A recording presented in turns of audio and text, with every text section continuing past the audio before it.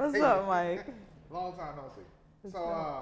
We are here, of course, on behalf of the Knight Foundation, Timeline Brewery, Pop Soul Popcorn. So, Felecia, when did you fall in love with tech? When did I fall in love with tech? I mean, I was the first in like my group of friends in like middle school, early high school to get a computer. Oh. So everybody's trying to come to your house? No, not really. It was just one of those things where it's like, you remember when you can order, like put your computer together from Dell? Yeah. I got one of those. Oh, okay.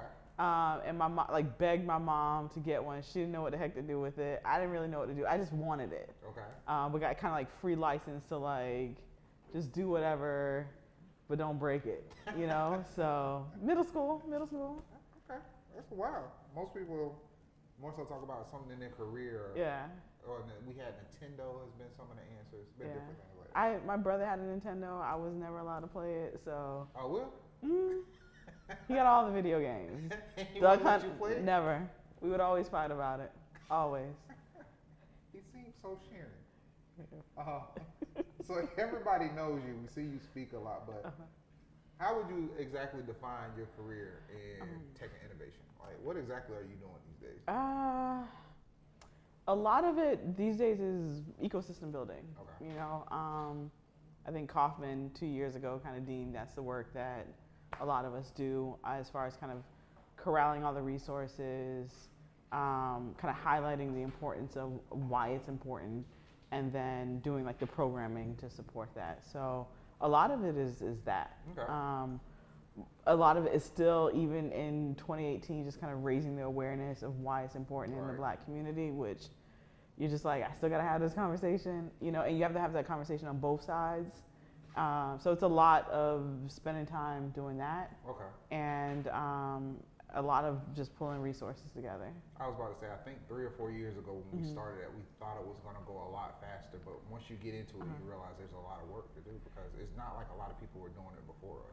Not a lot of people are doing it. Not a lot of people are still doing it, right? So like it may feel like that.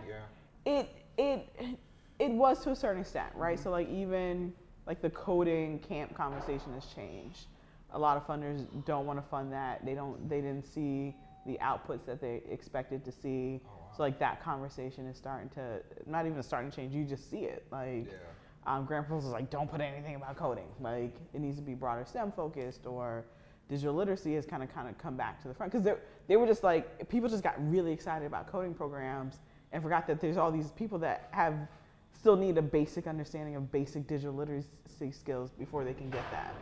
The other part of that was like hiring partners weren't at the table with grassroots organizations and training organizations. So how are you ever going to see the output? How are you ever going to move these organizations that are very well intentioned from being train and pray organizations? Like you're training and you're praying that there's going to be a job on the other side. Wow.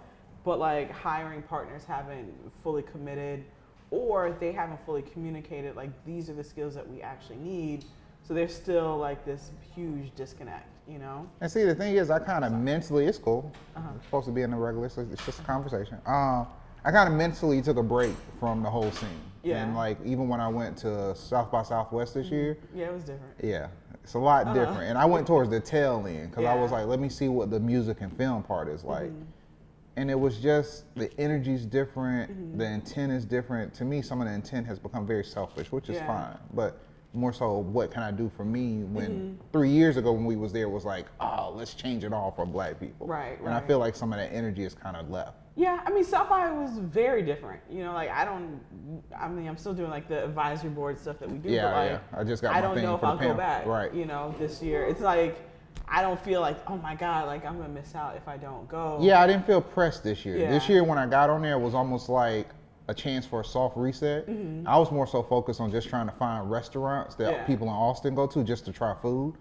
It wasn't like I gotta go to this panel, I gotta meet this person. That energy just kind of felt like it died off. Right. I mean, I think there's also been a shift, right? Like I don't remember who I was having a conversation with, but she was just like, it's now become like, the thing is to not do the conference stuff, right? Yeah, it's just like to be all there. the other social stuff where you set up your meetings, and that has always kind of been the intention in a lot of ways, right? Because like the gatekeepers are gone. Like that person you've been chasing around that hasn't returned your emails, they're at the bar. Like you can approach them there. They're half drunk, so you can have the conversation. More candid conversation, yeah. Right, and so I think it still provides for that. But I was having a conversation with someone, just like you notice like a lot of the big corporate sponsors are gone, right? And to a certain extent, it's almost like $1 million buy-in to like McDonald's and like some of these companies. Yeah, I remember didn't see a McDonald's thing set up. We DC. Those burgers is gone. Yeah, right? Those burgers were actually really good. Those things were clutch in the middle of the day, right?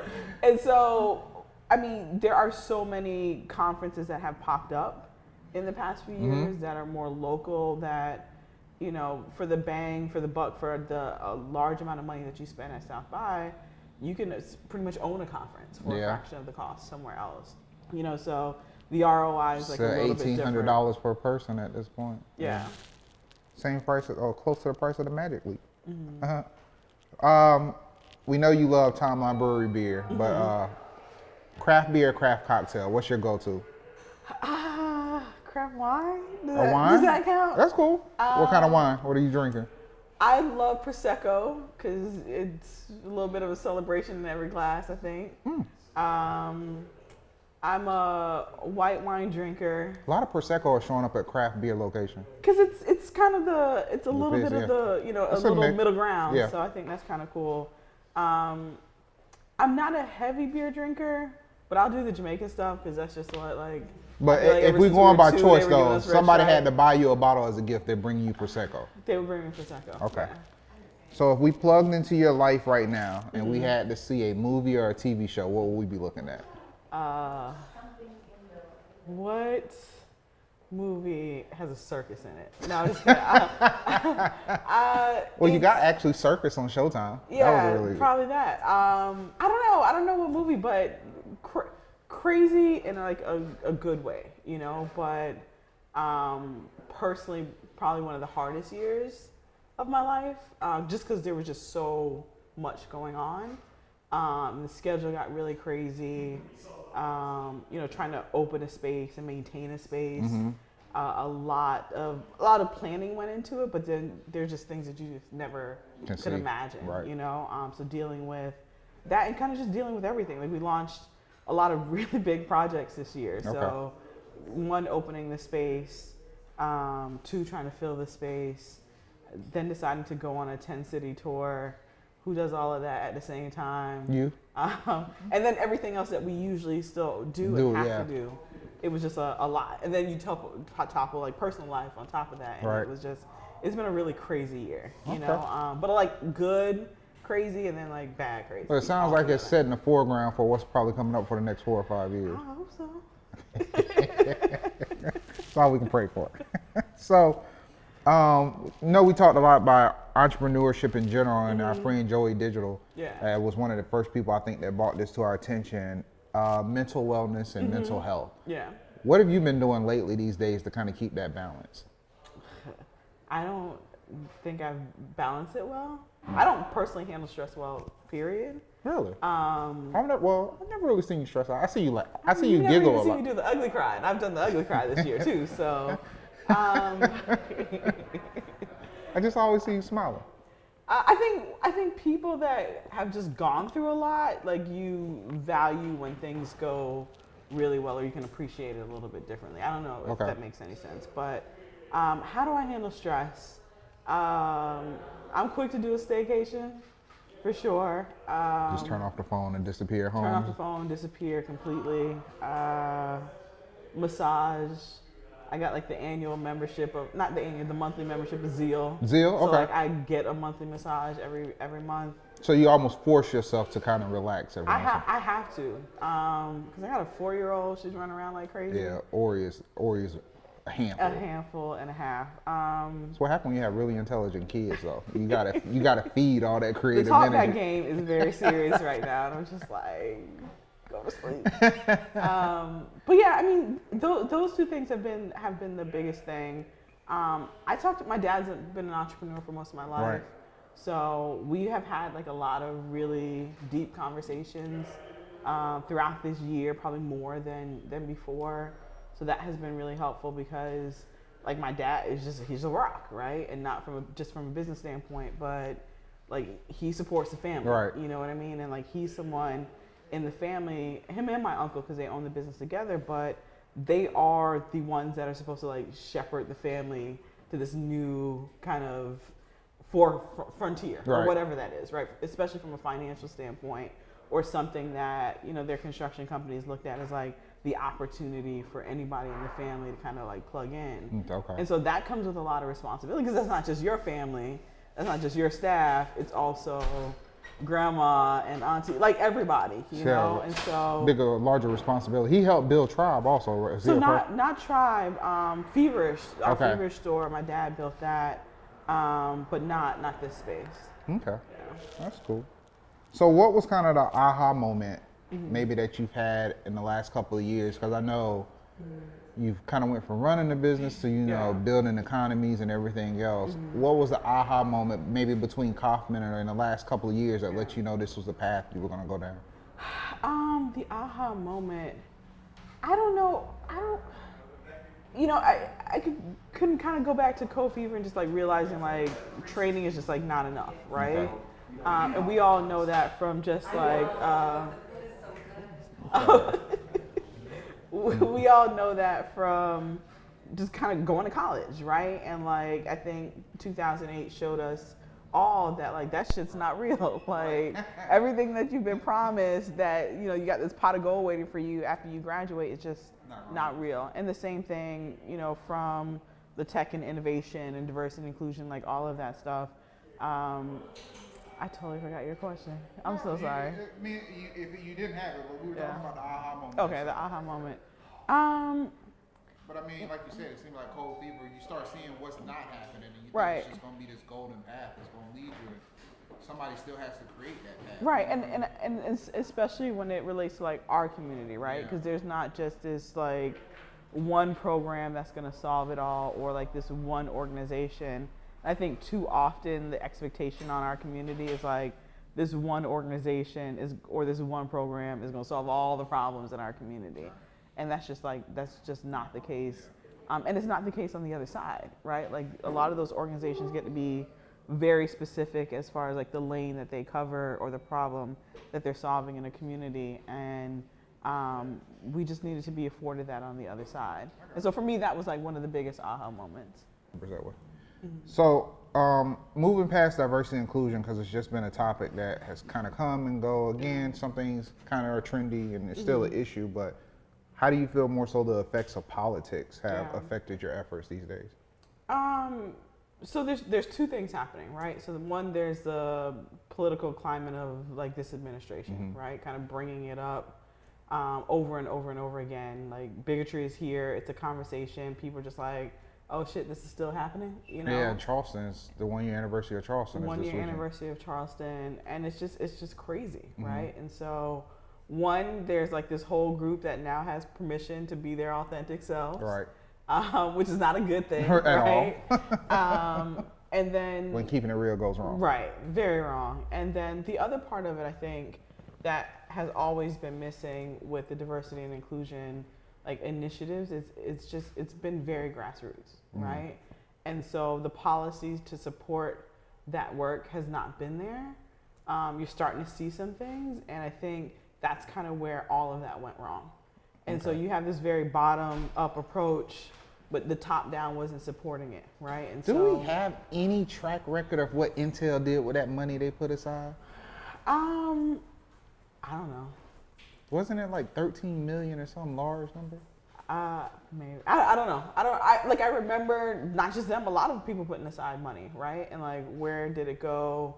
I have no idea. And then, you know, there's a broader diversity and inclusion conversation that happens outside of the Black community, that money goes there because the advocates are there.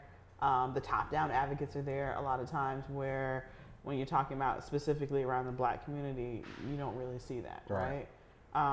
But like politicians doing what they're supposed to do to, you know, redirect funding, to pass legislation that better supports Black entrepreneurs, Black high growth entrepreneurs.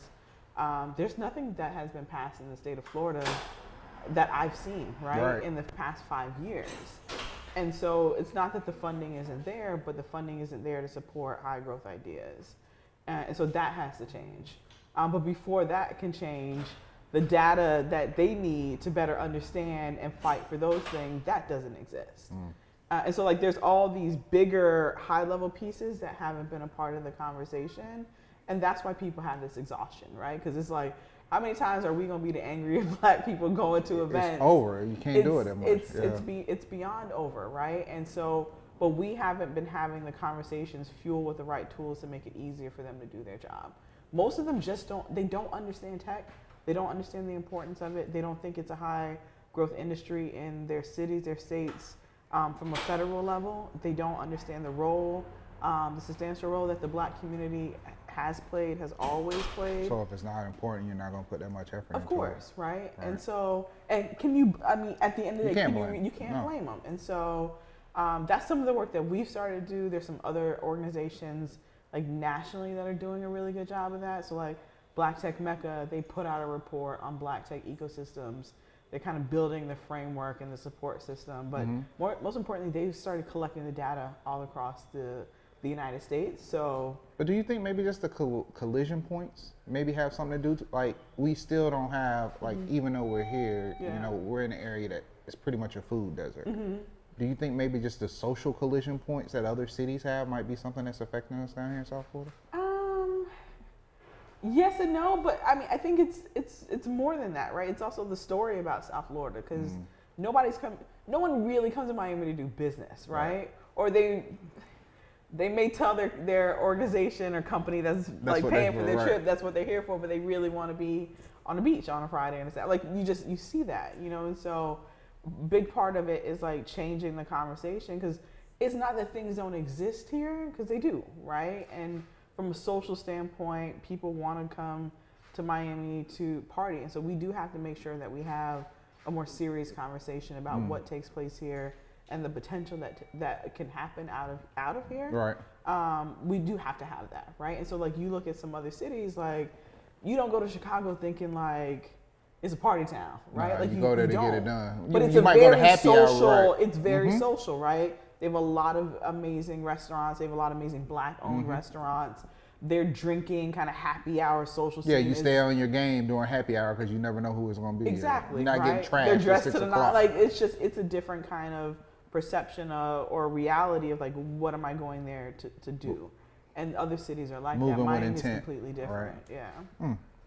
So if you could pick any co-founder to start any business you wanted to with unlimited funding, who's your co-founder and what's the business?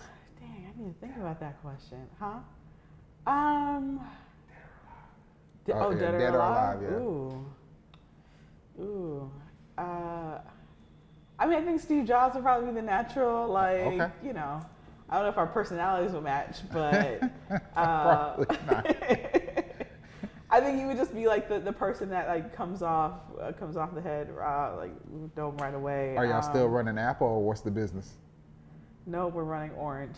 Orange? No, I don't know what the business is. I'm really interested in kind of like messenger bots right now, so I would love to like eventually do something in that. I just think that there's this big some more artificial intelligence to have more like fluid responses to people. Yeah, like it's just, and then you know Derek's at Magic Leap, so like there's this whole augmented reality world that I'm being like introduced to, so I'm kind of curious around that, and then you know there's just this whole kind of again thinking about like culture, right, and like empathy, and like how do we kind of inject that into the virtual reality and like. See, it's funny you say that because I'm fearful of that because I'm thinking this is just another device to make people become even more detached from each other. I mean, because of how real how do it you is. avoid that though? I don't know. All you can do is use it as a tool. I mean, right? it's exciting for what it's capable of, and it's fearful of what it's capable of. Like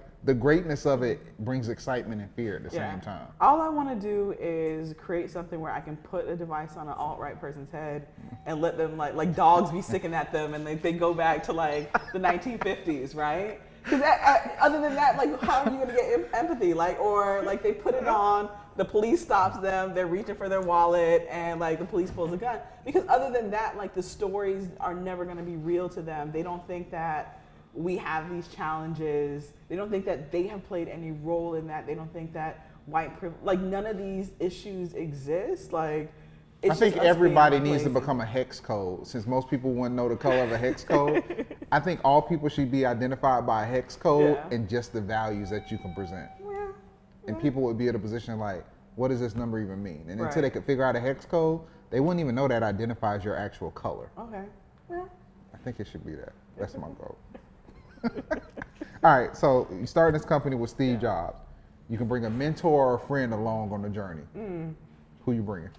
Who would I bring? The mentor has to be alive. Okay. You can bring a mentor or a friend. So you could bring Derek. I don't want to bring Derek. No, just kidding. We work together enough. No, it probably would be because we have fun together. So that would probably be the easiest like go-to person. Yeah. So what is the soundtrack to your life right now? If we had to hear a song or an album, what do you think we would be listening to? It would probably be a mix of. So I really like that. I want to say his name is Genesis, and that's not right. But the "Everybody Mad" song that Beyonce had at the Super Bowl, you know what I'm talking about? I don't know. Okay, so that's I love that song. Okay, so it would probably be between that and like, I don't know, maybe something Lauryn Hill because it's the 20th anniversary of Miseducation. So you would be late. People don't go to concerts, you wouldn't get it. So, just for the game, what's the legacy that you want to leave? What's the legacy that I want to leave? I think personally for my family, like generational wealth. Like no one in my family ever has to worry about money again. I think for the work that we do, like legacy-wise, it's not even about equity. It's about Black people being the most competitive race possible, right? So like, you come to a Black neighborhood because you know we can compete in more than just sports. Like those would be like my two areas, which is treat our business the same way you treat AAU and Pop Warner. Like come because you know the talent is there. Exactly. That makes sense. All right, so I'll put you in the hot seat. You know I do this, so you can ask me one question. I feel like I've been in the hot seat. Exactly, you have. So you've been here, so you can ask me one question on camera, and I have to answer it. Oh, one question on camera. What are you doing on Monday that you don't want? No, just kidding. Not doing nothing on Monday. See how you missed the whole date. That works out great. Monday, I will be welcoming family into the town. One question.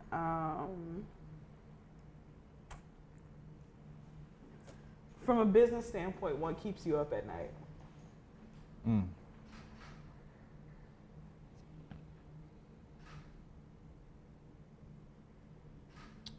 Doing the right thing for the wrong people. Okay. I think as much as you try to show empathy, sometimes you just have to absolutely be selfish. Yeah. Focus on the goal and focus on the people that care about you and realize it's time to stop trying to impress people that really don't give a damn about your life. Okay. Actually it's funny you say that because I wrote a post about it on Medium about, we got a lot of people now, they just live life for likes. Yeah. And I think people don't realize that life they're living, sometimes it transpires off of social media. Right. People are just doing stuff to impress other people and for other people to like them, and those are normally the people that care the least about your success and the impact you're making. So How can you, how do you combat that in the era of Kim Kardashian? You can't. know, especially when in conversation with like young people, right? So like, they see the social media influence, they don't really see a talent, but you see everything that affords her, and then now there's this whole like civic engagement kind of activism component that influence allowed that thing to happen. I think unfortunately the suicides and all the other things are allowing people to see that money is not keeping them happy. Yeah. XXXTentacion, because that happened about a mile and a half away, because you know I bought the house in Pompano. You know, going through all that and he was dead over other people's jealousy. I think sometimes this hard exposure is helping these kids realize it. Yeah. And I see more and more posts like, I forgot, I think it might have been Pete Rock. He posted something that was like, imagine Instagram shuts down today. Yeah. What is your life? And that's what I say to people now. Like, are you Instagram famous? Yeah. Are you actually famous for doing something? And I think a lot of people have to understand the difference between what they expect and what Kim Kardashian did. Kim Kardashian was pimping the system way before the whole little Ray J tape and everything else that happened. Kim Kardashian started off because her dad used to have access to celebrities' clothes after Oscars, Grammys, and all that stuff, and she used to resell those items off of eBay. So I would gracefully, unwillingly, but gracefully say, the girl's always been a hustler. Yeah. You make the best out of a situation. So when she got overexposed, she turned her exposure into she was selling people's clothes that were, you know, because Vera Wang sends you a dress. Yeah. You pick the other dresses sitting there. Kim was the one getting them off the racks, going and selling it on eBay for $1,200. Yeah. She was still hustling something. To me, the twerking on the beach, and, you know, like the little girl JT from City Girls, bragging about all that money, but she got arrested for credit card fraud. I think that was a good, you know, a balance. Right. Like, all the stuff she was bragging about, she was committing crimes to get there. And, you know, granted, oh, free JT. You know, how about free the people that's not in jail for committing a crime? she committed credit card fraud. She got, so I think it's just sometimes when I see stuff like that, and every once in a while, you know, I see the little kids because I got nieces and nephews and I got cousins. I have more so second cousins that are like nieces and nephews to me. And I'll jump on their page like, why is you even on this? And I used to do it publicly, but now I just call them. Like, do you realize what you're actually doing? Like, what are you talking about? Why did you put hashtag free JT? Do you know why she went to jail? Do you know what this is about? And it's just like, oh. Most of my students blocked me because I kept trolling them. So I do the same thing, but then like my cousins or my family, they'll be like, no, if your Uncle Mike can't follow you, shut down the whole account. Right. So it becomes a rule because they know I'm on social media for business purposes. So if I can't monitor their accounts, it's either Uncle Mike patrols you or you shut the whole thing down. Okay. And that's just the thing, and that's the rule that we put in place. But I think we'll get it together. I think it's not going to happen as soon as people think. It's a lot of work, and I congratulate you for continuing because sometimes the shine that we get is not the glory that we're actually seeking. No, not at all. You know, so people see you on camera. Oh, you're everywhere. I think it's the stuff that happens in between. It's the stuff off camera that people should care about more. Yeah, no, I agree. So we want to close us out with one final word, just one word to close us out. You know how this goes. I'm not going to do the poem though, but just one word. Can't do a poem with 2 words. One word. I don't know. Tribe. Tribe. There it is. Thank you guys for joining us with another episode of 2Techies. We'll catch you on the next one.